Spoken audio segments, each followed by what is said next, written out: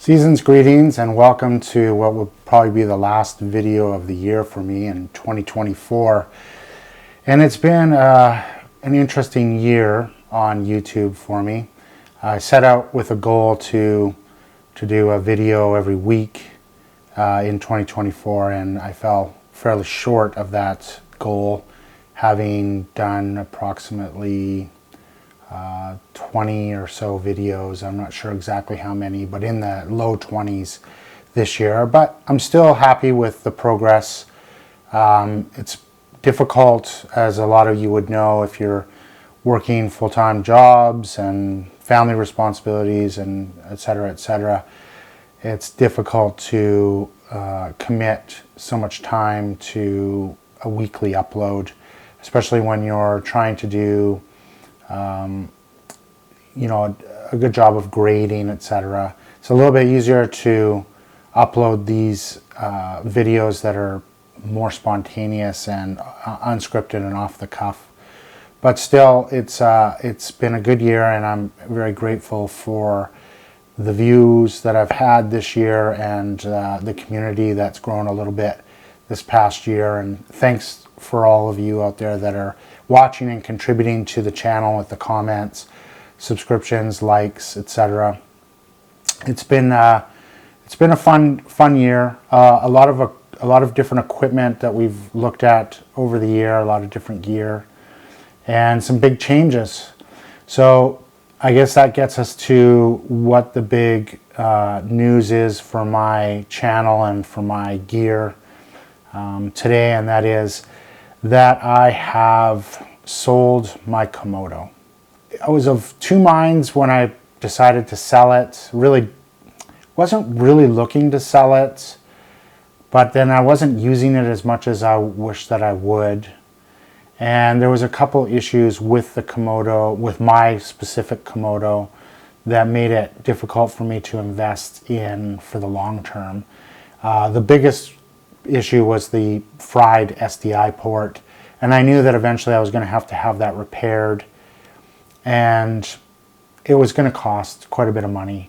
I don't know what it would have been, but my guess was that it would be approximately 1,000 Canadian dollars after you factor in shipping and the repair itself and conversion rate and all that. So I decided to sell it. I sold it fairly inexpensively, as you probably saw if you know the journey I've had with my Komodo. I purchased it very inexpensively because it did have the blown SDI port. So I passed that deal on to the next person, sold it for what I paid for it. A little bit more because I added some accessories, some CFast card, which aren't cheap. So actually, at the end of the day, I kind of walked away a little bit down on the deal. But that's fine. It was fun to have, and I really do, at this stage, sort of regret selling it. I didn't need to sell it. I could have kept it. I want one with the functioning SDI because I'd like to be able to use the external monitor. I have an Atomos Shogun Inferno that I use for my FS700, and it has SDI input, and I would have liked to have been able to use that monitor with the Komodo. So that was really the main reason why I ended up getting rid of the Komodo, was just that I wanted to have that SDI functionality, and I didn't really want to spend $1,000 to get it fixed. Although now in retrospect, probably it would have been a good idea, because the ones that are on the market now in my local market, I would still be ahead if I had spent the $1,000. Anyway, c'est la vie. It is what it is. Sold the Komodo, and as I stated in my last video that I posted, I sold the Leica Q. So I've done a bunch of selling lately. I also sold the Blackmagic Pocket 4K, which I never did any videos, reviews, or any videos on, because it just didn't inspire me. It was a great camera, but I never was inspired to make anything with it. create anything with it. I would rather use the Blackmagic Pocket Cinema Camera OG than the 4K. So I sold that, and yeah, so there's been a little bit of movement in my gear. Now, after having sold the Komodo, I did go ahead and buy another camera, and it's been an interesting camera. In fact, I'm shooting on that camera right now, and that is the Canon R5, the original R5. And I wasn't really in the market for an R5. I was interested in getting potentially a C70 after I sold my Komodo.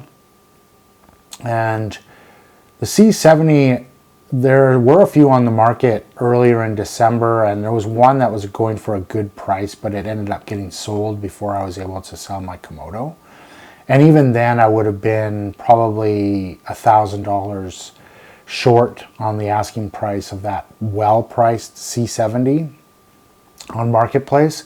So anyways, I missed out on that deal. There's no C70s on the market right now, and none which I would want to purchase anyways.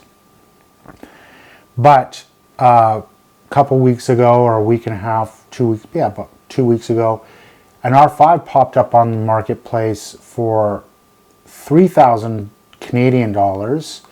And then the price was quickly dropped to 2,500 Canadian dollars, which is very affordable. That's putting it in around the $1,400 US dollar range. And so even though I wasn't really in the market for an R5, I've been looking for a hybrid of some kind, either a Nikon or I hadn't really been looking at Canons other than the C70, the cinema line. But when the R5 came up, I did some research, and I really liked what I was seeing in terms of the specs and the footage that I was seeing online. It's an older camera. It's been around for 4 years or so. But in many ways, it was like a rival to the FX3. And in many ways, I looked at it as like a better version, a better image than the FX3. Although lacking some of the cinema camera specific features that the FX3 has. So maybe more similar to the A7S III. But at such a great price point. Now the reason mine was the one that I purchased was a little less money was because it had been used by a wedding photographer, and it has a fairly high shutter count. But still less than 45% of the total expected shutter life. And don't go there, Bailey. He babied it. It was in physically excellent condition, and although it had a fairly high shutter count, he had taken very good care of it. Had the box, all the original accessories. So for $2,500, it was definitely a steal. I can't see myself losing money on this camera. If it doesn't work out for me, I'm sure I can sell it to recoup my money. I did have to spend a couple $100s for a CF Express Type B card, which I didn't have, so I purchased a 512 gigabyte Angelbird CF Express Type B, and I bought a cage that was brand new but had never been used, and was on Marketplace. I paid, I think, $70 for that. So I'm up to about 2,800 Canadian dollars all in on what I've spent on the camera so far. I may buy another battery because the battery does tend to be a bit of an issue on this camera. So yeah, I may buy another original battery. So that's something that I'm looking at purchasing if I decide I'm going to keep the camera. So between the the R5 and the Komodo, I have to admit, I do have a little bit of regret selling the Komodo. I do really want that SDI port and to be able to use the SDI functionality on the Komodo, but I just in many ways wish I had waited until I found something specifically a straight up cinema camera to replace the Komodo. I'm not unhappy with the R5. So far, I'm happy with the files. The video that I'm shooting right now, I'm shooting in 8K RAW, and my workflow has been basically to shoot 8K RAW so that I get the full 12-bit color space and the best bit rate, and then to take it directly off the card, bring it into Davinci Resolve, and then bring all the clips into the timeline off of while they're still on the CF Express card, and then basically just do a transcode to 4K in ProRes 422 HQ, or I have been trying ProRes 444 XQ, but then the file sizes are the same as the 8K RAW, so there's no real advantage to doing that in order to get smaller file sizes. So the best route is to do transcode down to ProRes 10-bit 422 HQ, and I don't do any adjustments, take it in as log footage, and then I transcode it into the ProRes, put that onto my working hard drive, and then when I input those files into the new timeline that I'm actually working on, I apply my grade to the ProRes files, and I use C-Log2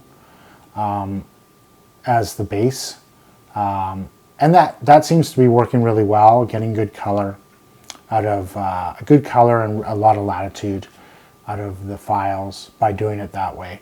Although I have experimented a little bit with the 4K HQ mode with the all-I compression, 10-bit in camera recording, and that's also a fantastic way to go.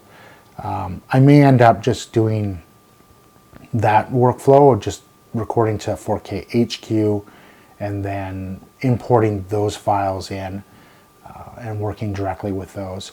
So one way or another, I do like the idea of the 8K sensor being outputting RAW and then transcoding that down. It seems to look really good when that's done. So I'm still new with the camera. It is nice to have a full frame sensor. That's a big upgrade. The main thing is the use all the lenses I have, because I have all these sets of vintage lenses. Vintage lenses, photo lenses, don't often have very wide options. So having the ability to use a full frame sensor with all these vintage lenses, where you can put a 20 mil on and you're getting an ultra wide field of view, and when you're in your 24, you're in your wide field of view. You just really get the full use out of those vintage lenses. So I'm looking forward to some projects using, to begin with, the Nitrate pre-AI set that I have. That's a blended set. It has some pre-AI and then some AI lenses in it, but I actually prefer the pre-AI lenses. I like the build quality of them. I like the focus throw of them. They have like a very long focus throw on the pre-AI, and I just love the look of them. They have that like sort of scalloped focus ring that's really cool. So I have a set of those lenses, and then I have the set of FD lenses which I'd like to use with the R5, as well as the Mamiya 645 lenses, and then the Pentax M42 lenses, and a variety of other vintage lenses that aren't full sets but that have specific characters, like the Helios 44 58 millimeter f2. Yeah, so that's going to be a lot of fun playing around with that. And then also all the EF class that I had for the Komodo, of course, works great on the R5. It is nice to have the autofocus, the in-body stabilization. And my goal, I think, in 2025 is to further reduce my camera collection, because at this stage it is just a collection. I'm not doing enough with all of these cameras to warrant having so many different cameras. So I really want to reduce my inventory of cameras, get it down to the, well, assuming I stay with the R5, that would be my primary camera for walking around, photo and video. It's excellent for both of those things. And then what I would like to do is maybe buy a cinema camera to complement it, maybe a C70 if one comes up for a good price. I've also been looking at C200s, but I think I'd rather have the C70. I think it will work really well with the R5 in terms of color. So that's a possibility too, is to pick up more of a specific cinema camera build, so that I have that as well. Or I may just keep my eye out for another Komodo with a working SDI port. So that's a possibility as well. I have a lot of other equipment that I'm still able to sell. I have my GFX system that I'm looking to sell. And I may sell my FX30 now that I have the R5. The FX30 makes a lot less sense with having the R5. It was great as a mate to the Komodo, but now that I have the R5, which has a lot of that internal capability in terms of IBIS and autofocus, etc., the FX30 might be something that I can sell, and that's in mint condition, so I should get a good price. Also, the prices haven't really gone down on those, so that might be a good option to sell that, and possibly my GFX system, and then I would have enough money from those to buy a C70 potentially, which would be a nice pairing to have the R5 and the C70 as an A and B cam. So that's where we're at. End of 2024. It's been a great year in many ways. It's been a difficult year in many other ways. I'm always grateful for my family, my friends, and all of you who are a part of this community. I hope you've had a wonderful year, and I'm looking forward to another great year in 2025. Stepping up the YouTube game a little bit more.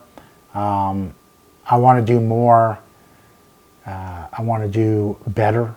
I know my quality still has a long ways to go, so I really want to step up my game this year and put out better quality videos, and I hope you guys come along for the ride.